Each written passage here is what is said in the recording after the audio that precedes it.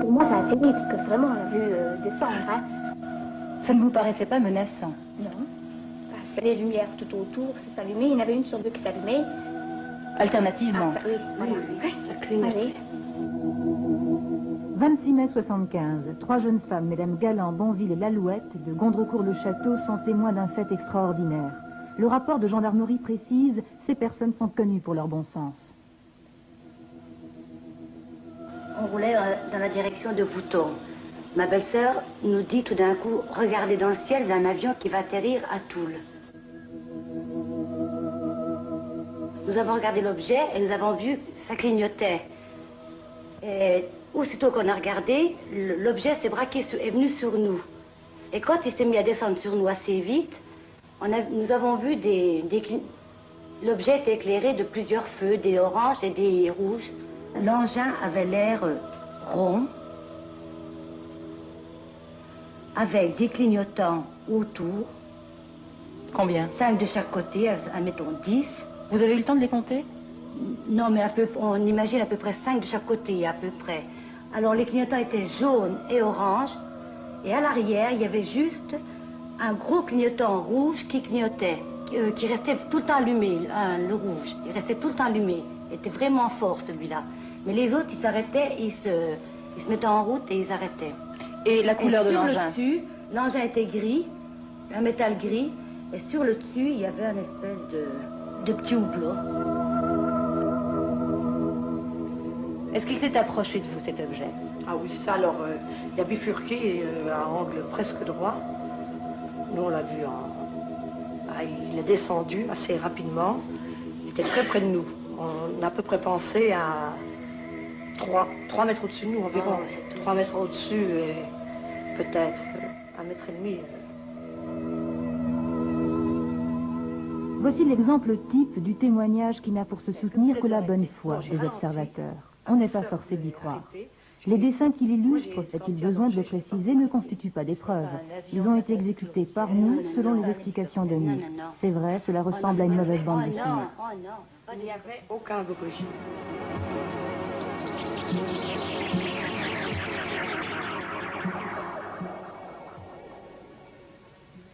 Cependant, des témoignages de ce genre, il y en a des milliers dans le monde entier. Depuis 1947, l'US Air Force en a répertorié 10 000, le Bureau spatial de l'armée de l'air 2600 depuis 1954.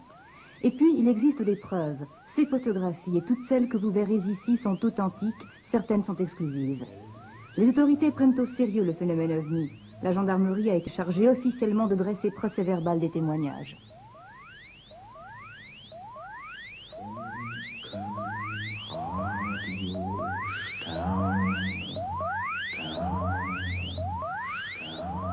Depuis le 1er janvier 1974, nous connaissons 72 affaires, la majorité étant en Lorraine, 22, et en Champagne, 32. Je crois personnellement que la plupart des personnes sont de bonne foi. Il peut se produire, bien sûr, que le phénomène est une explication scientifique ou naturelle, classique, mais je crois que pour elle, ça a été quelque chose d'anormal, d'exceptionnel, et elle le signale d'une manière tout à fait honnête, et je crois encore une fois objective. Les procès-verbaux rédigés par les unités sont adressés à la direction de la gendarmerie, qui possède d'ailleurs à cet effet un bureau spécialisé, et notre direction les fait parvenir au Centre national d'études spatiales de Toulouse, ceci d'ailleurs depuis quelques mois.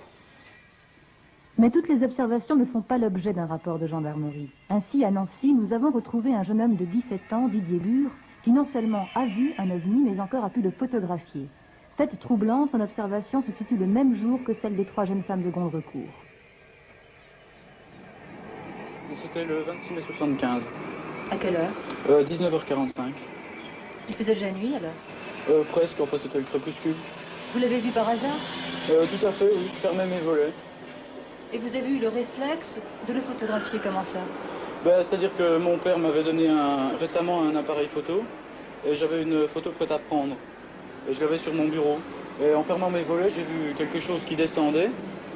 Alors j'ai sauté sur mon appareil, j'ai eu un réflexe et j'ai pris ça. Je ne savais même pas s'il était dans le cadre de l'appareil.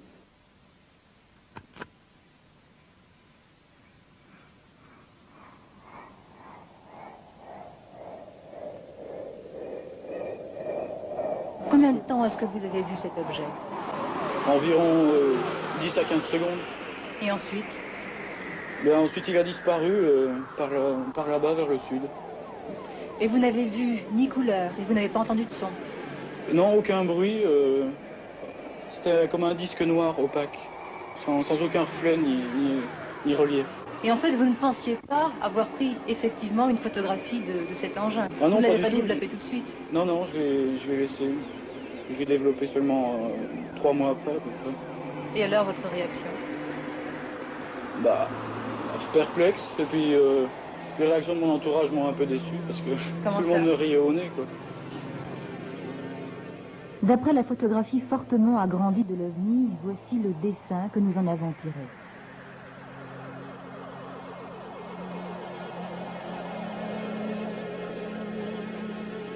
L'entourage de Didier n'a pas cru non plus à cette affaire d'objet volant. L'entourage proche, si.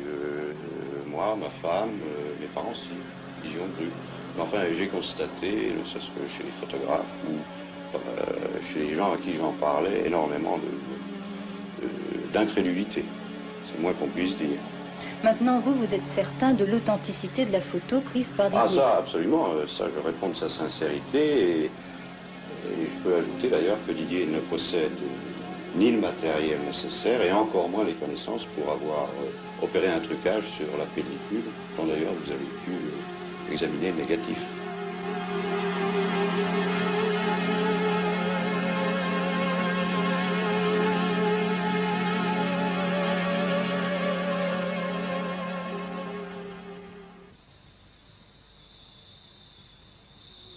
Un témoignage extraordinaire, celui de Michel Flouret, gendarme mobile à Ruvigny-sur-Ornain et photographe amateur. Ce témoignage s'accompagne de preuves, 2 clichés d'OVNI.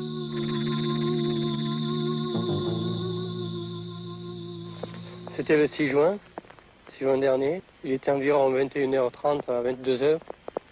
Et comme il m'arrive de le faire à la belle saison, lorsque le temps le permet, je sors et je fais des photos nocturnes, toujours à la recherche du cliché insolite. Bien entendu, je ne m'attendais pas à faire une telle observation ce soir-là. J'avais laissé ma voiture environ 500 mètres d'ici et j'ai continué mon chemin à pied. Et c'est alors qu'en sortant du bois ici, j'ai aperçu, premièrement, j'ai aperçu un seul engin, à environ 300 mètres d'altitude dans cette direction.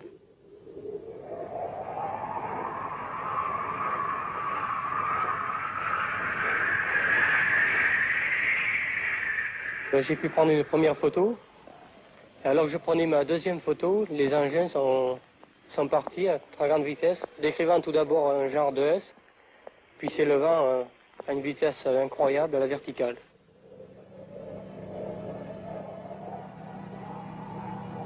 Comment avez-vous effectué votre prise de vue? Vous avez dû être très rapide. Oui, mon appareil était déjà chargé, comme je l'ai dit tout à l'heure. Et j'ai ouvert au maximum dès que j'ai aperçu les engins. Et j'ai réglé environ sur entre, disons, une demi-seconde et un huitième de seconde. Et vous avez eu le temps de viser? Et j'ai eu le temps de viser, oui. Et c'était au moment où j'ai pris la deuxième photo que les engins ont décollé. Enfin, pas décollé, puisqu'ils étaient déjà en l'air.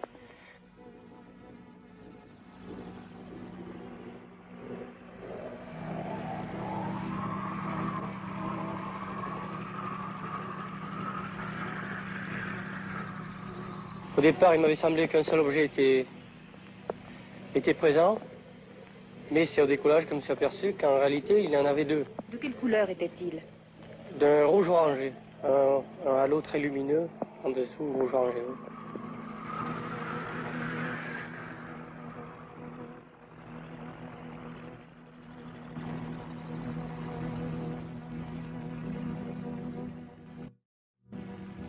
Les scientifiques sont par nature sceptiques. C'est votre cas, docteur Maubeuge. Profondément. Je suis imprégné de la méthode scientifique et de l'esprit rationaliste. Quoi qu'on fasse, on en est tributaire. Maintenant, vous êtes convaincu de l'existence d'objets volants non identifiés.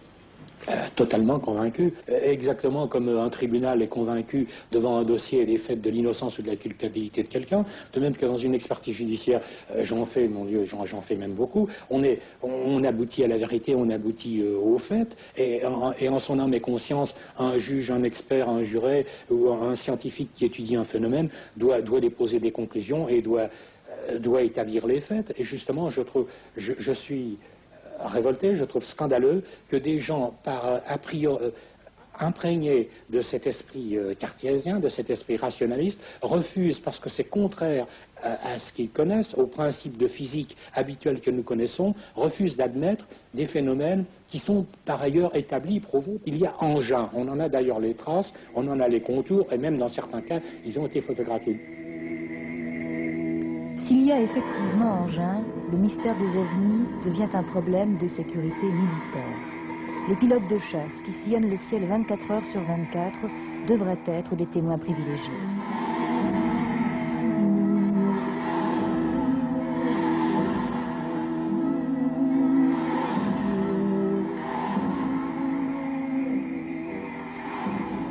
Capitaine, depuis combien de temps volez-vous?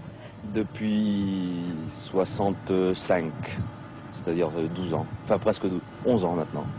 Avez-vous déjà vu un ovni? Non, jamais, jamais. Est-ce que vous avez des collègues qui ont vu un ovni? À ma connaissance, non, enfin j'en ai jamais entendu parler.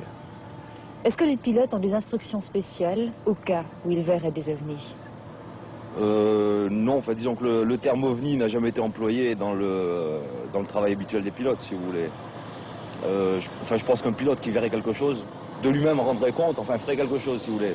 Mais a priori, il n'y a pas de consigne spéciale.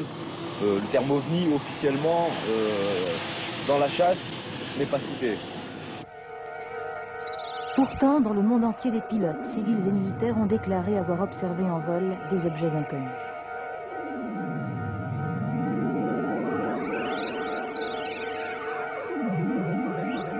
Voici une photo prise en septembre 1957 par un pilote d'essai à bord d'un convert.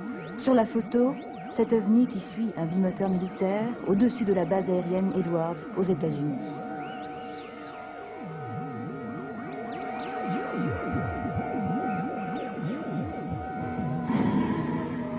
La base aérienne de Mesfrescati. L'équipage de ce Nord 262, composé de l'aspirant Aymon, de l'adjudant Auriol et du sergent-chef Moreau, a observé un ovni à la verticale de Gros-Tanquin. C'est l'un des rares témoignages de pilotes signalés en France. Il s'agissait en fait d'un phénomène assez bizarre, enfin assez bizarre au point de vue aéronautique pour nos pilotes, parce que nous n'avons pas l'habitude d'en voir souvent.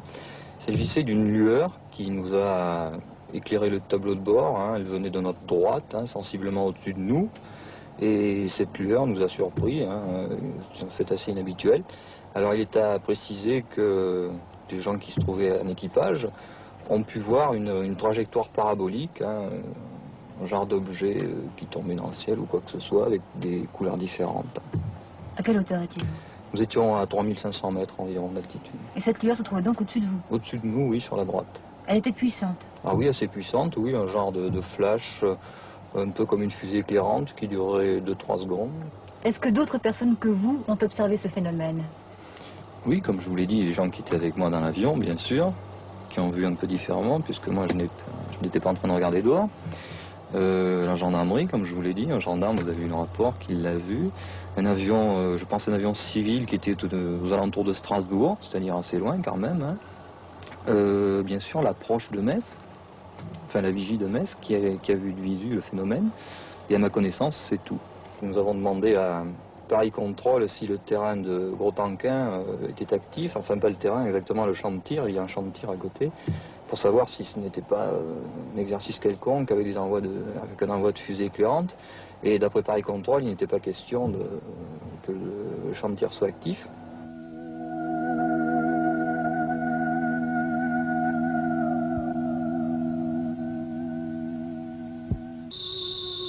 Didier Bure, un jeune Nancéien, photographie un ovni évoluant au-dessus de la ville. L'équipage d'un avion observe une lumière fulgurante à 4000 mètres d'altitude, la verticale de Gros-Tanquin. Michel Flouret, gendarme à Rubigny-sur-Ornain, observe et photographie 2 ovnis. 3 jeunes femmes rencontrent un mystérieux engin au-dessus de la route d'Amanti. Grâce aux rapports officiels, l'armée de l'air a centralisé ainsi 2600 observations. Une première à la télévision, elle ouvre son dossier.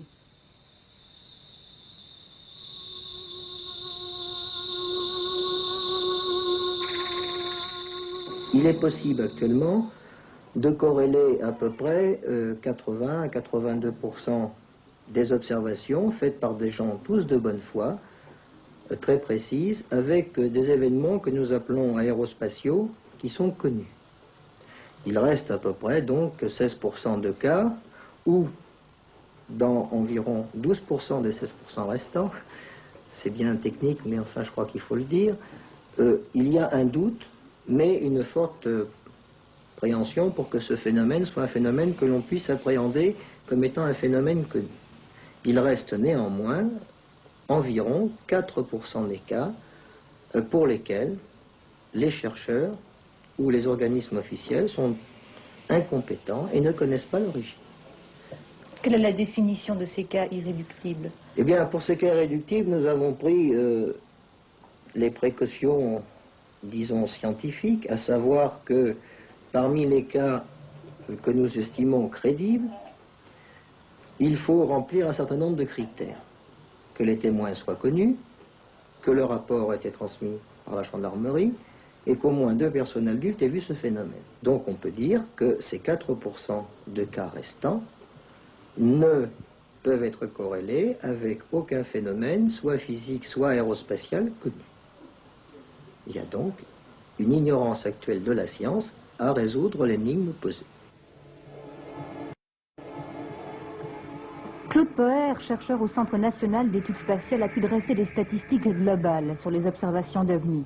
Elles font apparaître une grande diversité. Les témoins sont des hommes de tous les âges, de toutes les conditions sociales. Les ovnis sont en forme de points, de boules, de cigares, ovoïdes. Leurs dimensions varient de 1 à 70 mètres. Ils sont stationnaires, lents, rapides et pour 12% d'entre eux, supersoniques. 45% de ces ovnis ont des trajectoires défiant les lois aéronautiques. Les autorités soulignent qu'il n'y a pas eu de la part de ces engins signe d'agression ou d'hostilité. La sécurité des populations n'est pas menacée. Les statistiques font aussi apparaître des constantes. Dans le monde entier, les observations se situent dans les mêmes tranches horaires entre 19 et 23 heures. Les pourcentages des observations faites au-dessus des villes et au-dessus des campagnes est identique dans le monde entier.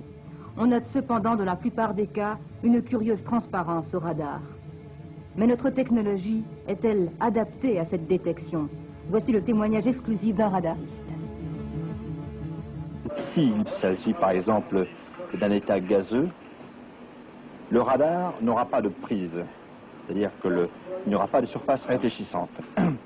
Par contre, s'il s'agit d'une surface métallique, de toute évidence, il y aura un écho sur le radar.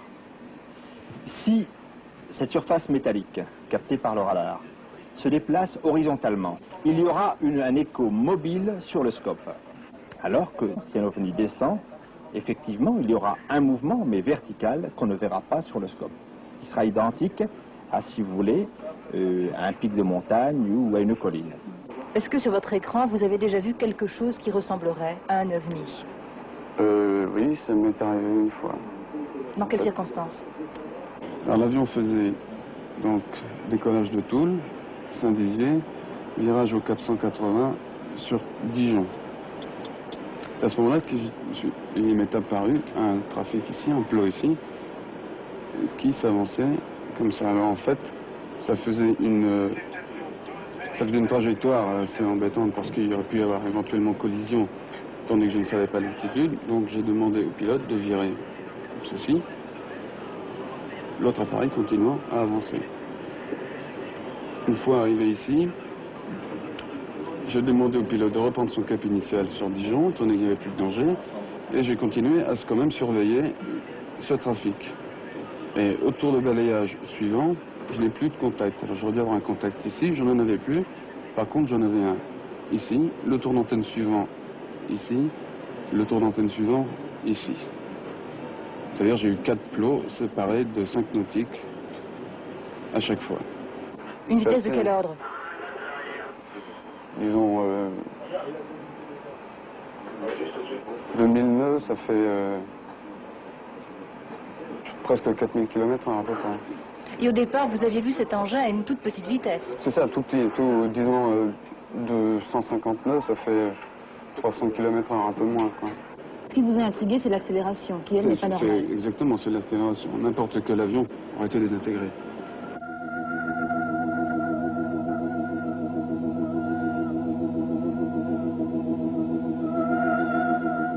Si une civilisation terrestre possédait une telle avance technologique, à savoir se déplacer d'une vitesse pratiquement nulle à une vitesse dépassant 6 fois le mur du son, être imperméable au radar, ne pas être vu par les chasseurs qui assurent la surveillance du ciel, il est fort probable que dans la course aux armements, aucune de ces nations ne serait privée de cette technologie. Et là, je crois que tous les savants, disons, du monde entier s'accordent au moins sur ce principe qu'il est peu probable que ce soit une technologie terrestre. Dans notre Voie lactée, des millions de planètes pourraient être habitables. Les savants l'ont calculé. Et notre galaxie n'est qu'une infime partie de l'immense univers où l'on a déjà dénombré 1 milliard d'autres galaxies. Les chances de la vie sont énormes.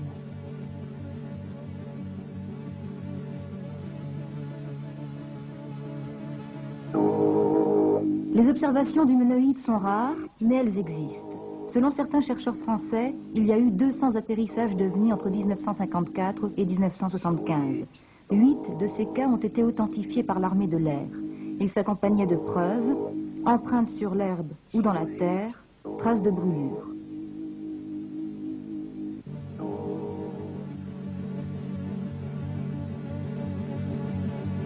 Et la science reste muette. C'est vrai, aucun ovni au sol n'a encore été photographié. Officiellement, aucun débris n'a été retrouvé.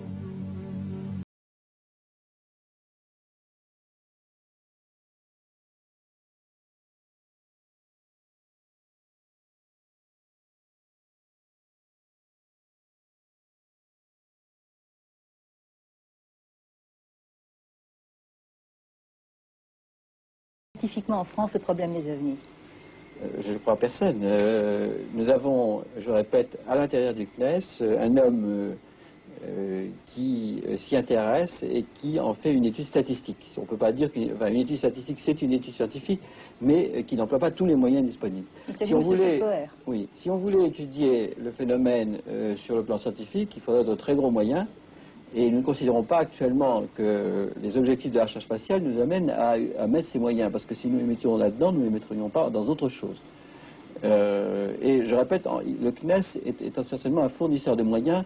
Il s'appuie sur les laboratoires scientifiques. Et actuellement, il n'y a pas de laboratoire scientifique en France qui veuille s'y intéresser. Je dirais même qu'il y a un certain ostracisme vis-à-vis de ce phénomène. Nous avons une position beaucoup plus ouverte, mais nous ne pouvons pas obliger les scientifiques à faire des recherches qu'ils ne veulent pas faire. On peut donc penser qu'en France, il n'y a pas scientifiquement de structure qui s'occupe du phénomène OVNI. C'est certain. La science porte-t-elle des œillères? Vous savez, la science a toujours porté des œillères. Il y a toujours eu une certaine direction privilégiée, et puis il y avait des choses qu'on laissait tomber. Alors, de temps en temps, ces choses-là revenaient à la surface un peu plus tard, et à ce moment-là, la science s'y intéressait. Quelquefois, même, ce sont des directions qui ont été perdues à jamais. Mais actuellement, nous regardons la question avec beaucoup de prudence. Les spécialistes de la recherche spatiale souhaiteraient que nous prenions parti sur un plan négatif. Nous n'avons pas souhaité le faire. Je crois qu'il faut que nous montrions qu'en tant que Centre national du spatial, nous sommes ouverts à tous les phénomènes et que nous n'avons pas peur de la vérité.